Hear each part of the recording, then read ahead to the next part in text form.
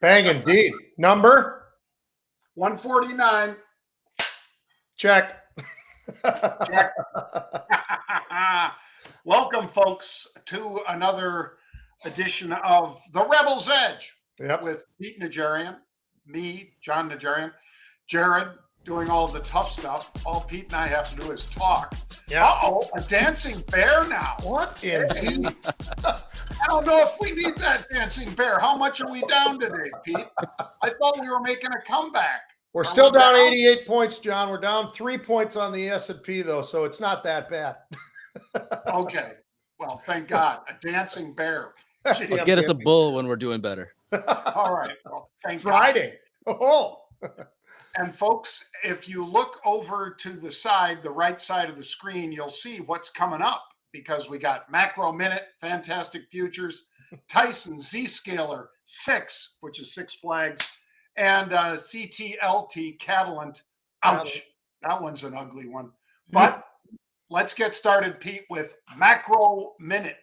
Macro Minute. Right now, Pete, according to the CME's FedWatch tool, we have a 91% chance of the Fed holding rates at the current level in June. In other words, a pause. And a 33% chance of a rate cut in July. Only 33%. And you guys have known that I've said we're going to see rate cuts by the end of the third quarter. Now we're starting to see some bets stacking up, Pete. John, I honestly think that maybe you're right about this third quarter. I don't think it's going to happen here in the second quarter. If so, what in the hell are we doing with the last quarter point raise? I mean, let's be honest. Did we really need it? But, that Fed survey also had a survey, John, about household spending and how that's decreasing at an alarming rate. So there's a lot of different angles that people could take. We've had 10 consecutive rate hikes since March 2022. That's a lot. I don't know if this is something that we're ready to start cutting, though. But it's interesting that it's 33%. And this is coming right from the CME, right? So that's, they're checking the right things. Yeah. And that Fed tool that they have basically is based on, the bonds that's $1 trillion market, Pete. Yeah. It's not exactly like, we asked this one dip who works for Bank America or works for Goldman or whatever, what he thinks about rates. No, it's trillions of dollars that are being wagered basically in bonds that expire in various tranches. So anyway, let's get to Fantastic Futures. Fantastic Futures. That's damn right. That's well done, Jared. That might be my favorite segment. I'm going to say that palladium, Pete, because you've talked about silver. We've both talked about silver and gold, but we haven't said much about palladium. It's up 12% year to date, and it was up 6%. Palladium futures were for June just today. John, I'm going to talk about black gold today. WTI, we talk about it a lot, but all for the right reasons. We started off the year at $80 for the barrel of oil. It was 65 by mid-April. Then we had a, year to date, we had a big bounce even higher. It got up to 83.5. Then we pulled back to 68. Today, we're at 73. Yeah, we're talking about a very, very volatile market right now. And if you want a volatile market that has a lot of liquidity, you and I probably know the best place to go, Terry. I think over at the CME might be a pretty interesting thing. This is something that I think we haven't seen, John, this kind of up and down gyrations in this first half of the year so far. We've got almost 5 months in. It's amazing how much movement we've had, and it's never been in just the one direction. We've had that up move, big pullbacks, back in recovery, pull back, and here we are once again at 73. It wouldn't be surprising for any of us at this point in time to see us go back below 70 or maybe even test that $80 level. Let's remember, OPEC did make those cuts. They didn't just suddenly turn around and say, we were kidding. We're not going to do that. No, they did make those cuts. So I wouldn't be surprised in the upward direction at all. No, I think we're going to continue to see volatility in that market, Pete. And maybe tomorrow, Pete, will put up an OVX or whatever, some oil volatility charts Yeah. just to show you guys how volatile it is. All right. This one plays right into what Pete was talking about, folks. Tyson, it's not just chicken anymore. They do beef, pork, and chicken, and the shares are just getting clocked. And it's not just because of input costs, though, Pete. People just aren't buying them at these prices. That's because the consumer is squeezed. You know, they've maybe put out as much money as they could, and now they're having to say, well, I guess I got to do a lot more pasta with red sauce and no meat, no chicken, no, because all of these inputs are so expensive for Joes and Janes that are feeding their kids at home, Pete. Yeah, absolutely. And the stock, John, today hit a new 52-week low. That's not so great. Down anywhere between 10 to 12%. It's absolutely been getting hit all day, but for all the right reasons, really. I think when the CEO comes on there and he talks about record high costs in terms of their inputs and some of the trade that's going on, and they are having certain areas where things are working okay, but that's not enough. They've got to have everything working. He talked about being challenging, John. None of those things are very encouraging for investors. And that's why I think people are just like, you know what? All of this, everything we're hearing, this is not the place to be right now. It's too difficult for the profitability standpoint. And I think that's what we were seeing. Did you see what the miss really was on those earnings, John? I mean, I think they were looking for 79 cents. I think they actually gave what, 4 cents loss? I mean, it was absolutely an unbelievable miss. And that's why we're seeing the stock hit where it is today. Yeah, and think of it, folks. Like I said, you've got inputs, which we know. Costs of what you feed those animals has gone up. The dollar an hour price to basically pay the workers has gone up as well. So you've got inputs up, and basically consumers are saying can't afford it, and so they keep not raising prices as much as perhaps they should, Pete, but they're afraid that they're just going to alienate too many consumers if they do. But a 52-week low for the largest beef, pork, and chicken producer, that's a big deal. All right, let's talk about cloud security, Pete. Zscaler. This is one that's been hit a lot, but now it's making a very big comeback. Double-digit gain. Basically reported that they're going to see what, $415 to $419 million versus the street that was looking for 398. And the CEO seems like was pretty pleased with those numbers. Yeah, he sure was, John. And I'll tell you what, the interesting part here is this is a stock that really was struggling when you look at it. I mean, the stock was actually not too far away from the 52-week lows. So it's making a big power move today. Yes, got up towards 108. It's up 20+% or whatever. It's had a very nice rebound today off of some of those lows, but it's still a long distance from where it was on the highs, the 52-week highs as well. The guidance was everything, and that guidance gave a lot of people a lot more comfort. We all know this is a great spot to be, right? Cybersecurity, that is growth. It's like AI. People are going into this category, but you got to do it the right way. And now we're finally seeing some of that. Maybe we got to put a couple of quarters together before you can actually say, you know what, these guys have turned the corner. But, you know, that guidance was very, very strong, John, pretty powerful. And the stock having a great reaction today. I like this stock a lot. They've got a lot of favorable things working for them, but you got to do this more than one quarter. You got to show us that you're ready to actually explode to the upside. Yeah, and they're lucky also, Pete, that consumers aren't part of this, really. I mean, when you're a cloud security company, you're talking B2B. You're not talking, Pete has cut back on his subscriptions, so he's not subscribing to Zscaler anymore. Let's talk now, Pete, about, and this might bode well, folks, for Disney that's got earnings on Wednesday. Six, which is Six Flags Great America, they used to be called. Now I think they just call it Six Flags, Pete. They dropped the Great America part, which is a mistake. They report 84 cents to 80 versus 85 cents. Revenue 142 million, which is about 8 million above estimates. So it wasn't a beat on the bottom line, but it was a beat on the top line number. And they're getting a lot more guests through the turnstiles already at 6, and that's why the stock's up double digits. Yeah, stock's having a great reaction, John. I don't know. I'd actually almost be in the side of this might be something you'd want to fade. And I only say that because when I look at those earnings numbers, that wasn't so great. Yeah, the revenue was great. That's great. They were also spending more in the parks. I do appreciate that. So I think that from that standpoint, the metrics are pretty good. By the way, heavy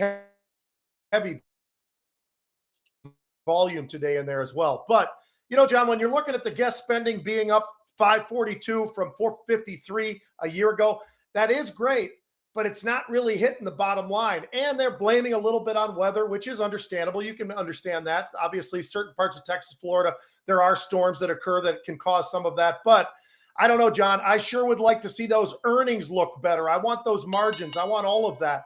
And I think revenue is great. People are willing to travel and they're going out. They are doing that. They're spending when they're there. But are the numbers there where they can actually start showing us that they can make a lot of money? And I'm not so sure that they are. And Pete, there was a little thing that I found, a little tab when I was digging through on their short interest, which is double digits. It's 10 or 11%. But this one I thought was interesting, including dark pool trades. About 1 in 5 shares were short. Now, that's not the same as the short interest, folks, right? But going into this number, about 20% of the bets in dark pools were shorts. 22% actually. So that's a pretty interesting number. That tells you why those people are getting squeezed as this stock goes higher. I was going to say, you want to talk about squeeze? That's a squeeze, folks. That's how it works. That is how it works. How about this one? Catalent. The shares were north of 70, Pete, beginning of March. I think they might have been 72. They develop and manufacture solutions for drugs. Pete and I have talked about it. They do everything from soft gels to whatever. In other words, they're not the biotech that comes out with it. But when you want that drug turned into caplets and soft gels and all that, you go to somebody like Catalent to do it in some cases. They are down 26%, Pete. They're just getting clocked.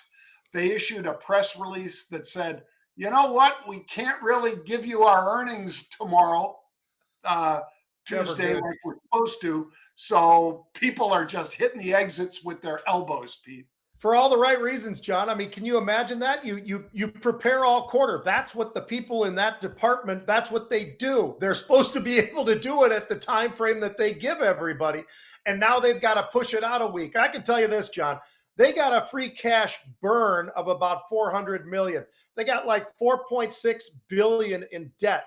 So there's a lot of different things that you'd be a little bit concerned about. This is a company that was getting looked at by possible acquisition.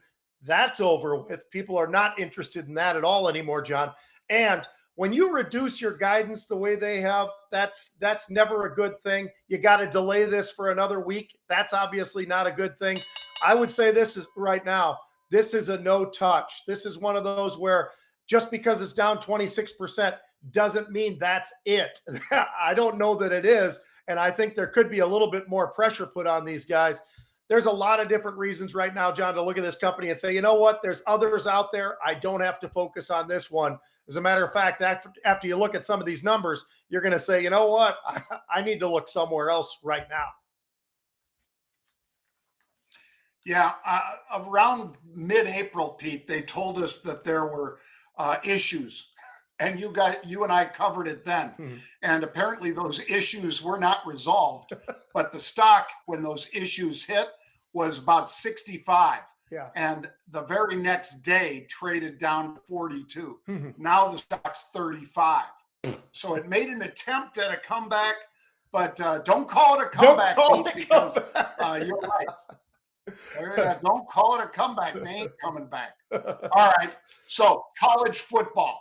You're talking about one of my favorite schools right now. I know. Because my daughter, Finn, goes there, and I can't wait to go out and see Coach Prime. Yeah, that should be fun. You should definitely try to get together with him. I think it would be a lot of fun, John. I think he'd think it would be a lot of fun. Let me tell you, Neon Dion's a great guy. He is now the portal king, and I'm going to tell you why. 71 players have gone through the portal since he took even before he took the job, but going back to August.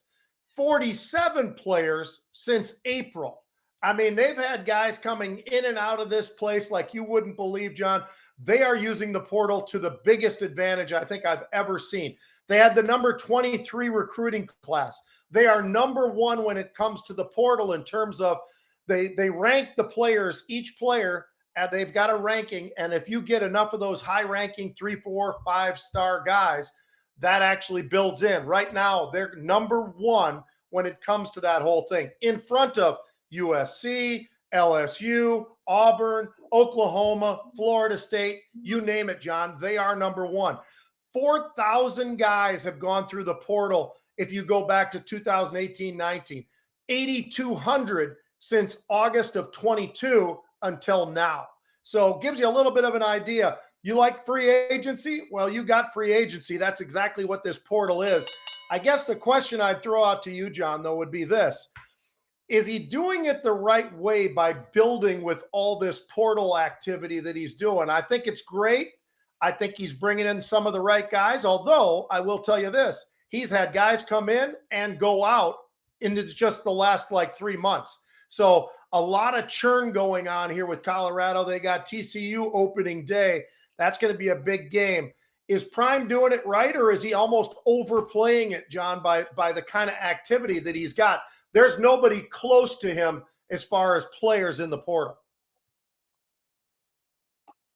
Yeah, and for a good reason. He creates excitement. I mean, Neon Dion always has done that, Pete. And, he claims, Pete, I don't know if it's true, but he claims that he wasn't a crap talker on the fields. He said, I love to play against the best of the best. He said, I love playing against Michael Irvin or whomever it was. He said, I didn't need to get him all fired up by talking trash to him. I just knew it was going to be a great one-on-one matchup. And I think that his son, Pete, transferred there. I think you know this, but his own son in their conference championship game, not the bowl game that they went to, but the championship game, he has a rule. You have to be there 5 minutes before the time that he sets the meeting for. He says, if you show up on time, just like Lombardi said, Pete, you're late. So his son was late. He did not play. Starting quarterback did not play in the game. They won, and they went on to a bowl game, and his kid wasn't late for that one. But he is instilling a discipline, Pete, in these players. Yeah. Now, would I have liked that when I played? No, I must admit I wouldn't. But nonetheless, I think it's the way that you get these players to perform at that next level. If they know that they jump offside in practice and it means a couple extra gassers or whatever that they have to run, they will learn because that's the same way you teach the SEALs, special forces, or, college and pro football. They've got to know that there's got to be that discipline expected out of everybody. And yeah, people still make mistakes from time to time. That offensive tackle who's getting up there and knows he has to get that defensive end, that's the rush defensive end, and they're going to be doing a pitch to his side. So he's got to get out there and blast that guy to the outside. He might be thinking about that a lot more than he's thinking about the snap count, and he might jump. But the more he practices that and figures out that I really don't like the whole team beating up on me for having to do extra gassers and so forth, I think that makes a difference on game day, Pete. Yeah, discipline is always important, and I think it's in every facet of life. We talk about it all the time here in the financial world. We came from the sports world. John was a linebacker. I was a linebacker. That's where we developed our discipline. And I can tell you what, Ray Perkins, who came from Alabama, was a Tampa Bay coach when I was there. He had a very strict rule, and it wasn't necessarily you had to be early, John, but if you were 1 minute late, it was $500. 5 minutes late, $1,000. That's a very good incentive to get you there on time. A lot of guys made sure they got on time. And he used to also tell us, plan on having a tire blowout. plan on whatever, but you get here because you've got 52 other guys in this room that are here on time and you're late. So that was something as well. Next, John, we're going to talk about the Florida Panthers. Now we're talking about hockey here. Once again, this team goes in and they start off going up against the Boston Bruins, the greatest regular season in the history of the NHL, right? They take them down. They were down 3-1. They won 4 in a row. They absolutely did everything within their power. Well, John, they're now beating Toronto. They're at a 3-0, 3-0 so far. They're 1 game away from going to the next level of the playoffs. So the Florida Panthers are absolutely tearing it up. They are the lowest seed remaining right now. They are in position to really take this one unless they absolutely choke. It's going to be a lot of fun to watch, John. I got to tell you something. I'm finally getting in more and more into the NHL. I think they do a lot of things right. And so I think it's going to be pretty exciting. Regular season, they just inched their way in there. And then you get to now, and you're seeing a team that is really developing, and they're getting these streaks. And when you get a team that's streaking in the right direction and they're winning, that's somebody you don't want to have to face. So it's going to be interesting as we get deeper into the NHL playoffs. Looks like we lost John. That's unfortunate. I know he'd like to kick in a few thoughts there. I hope everybody enjoyed today's Rebels Edge, and we've got more for you, a lot more for you the rest of this week. We still got Tuesday, we got Wednesday, we got Thursday. Our man Jared is running things on that side of things in Chicago. We're running out now. Have a great day.